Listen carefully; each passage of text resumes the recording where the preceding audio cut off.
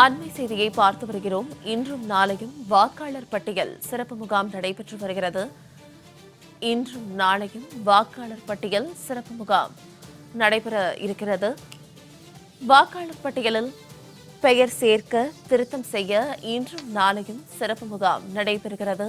அண்மை செய்தியாக பார்த்து வருகிறோம். மேலும் இது குறித்தான கூடுதல் விவரங்களோடு இணைகிறார் எமது சிறப்பு செய்தியாளர் ராம்குமார். ராம்குமார், வணக்கம். இது குறித்தான விரிவான விவரங்களை பதிவிடுங்க. கண்டிப்பாக சர்லதா. தமிழகத்தில் அடுத்த ஆண்டு சட்டமன்ற பொதுத் தேர்தல் நடைபெறுகிறது. இதனை ஒட்டி வாக்காளர் பெயர் இறந்தவர் பெயர் மற்றும் குடிபெயர்ந்தவர்கள் நீக்கி புதிய வாக்காளர் பட்டியல் வெளியிடுவதற்கான சிறப்பு திருத்த பணி கடந்த நவம்பர் மாதம் தொடங்கியது.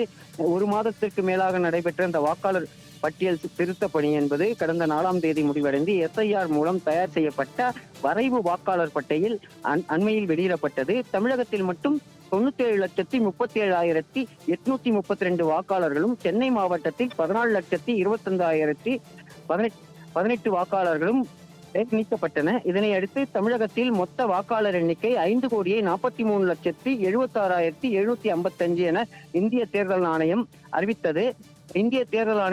இந்த நிலையில வரைவு வாக்காளர் பட்டியலில் பெயர் விடுபட்டவர்கள் சிறப்பு முகாம் மூலம் சேர்த்துக் கொள்ளலாம் என தெரிவிக்கப்பட்டிருக்கிறது.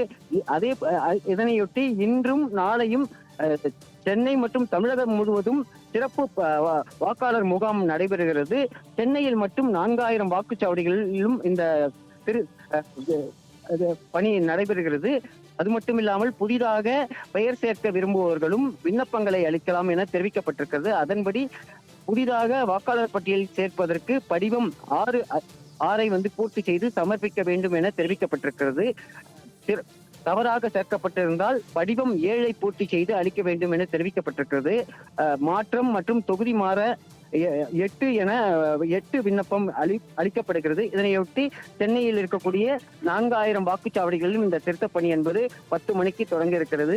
சென்னை எழும்பூர் சட்டமன்ற தொகுதிக்கு உட்பட்ட புரட்சவாக்கத்தில் உள்ள வாக்குச்சாவடியில் திருத்த முகாம் என்பது நடைபெற்று வருகிறது. இதில் ஏற்கனவே விடுபட்டவர்கள், அதே போல SIR மூலம் விடுபட்டவர்கள் ஏராளமானோர் விண்ணப்பம் செய்திருக்கிறார்கள். அதனையொட்டி இன்று காலை முதலே அந்த புரசைவாக்கம் வாக்குச்சாவடியில் ஏராளமான வாக்காளர்கள் தங்களது பெயரை சேர்க்க வேண்டும் என விண்ணப்பம் அளித்து வருகிறார்கள். இது போல சென்னை முழுவதும் உள்ள 16 சட்டமன்ற தொகுதிகளிலும் இந்த திருத்த பணி என்பது இன்றும் நாளையும் நடைபெறுகிறது. அதே போல அடுத்த வாரம் சனி மற்றும் ஞாயிற்றுக்கிழமைகளிலும் இந்த வேட்பாளர் திருத்த முகாம் என்பது நடைபெறுகிறது. சார்லதா, விரிவான விவரங்களுக்கு நன்றி ராம்குமார்.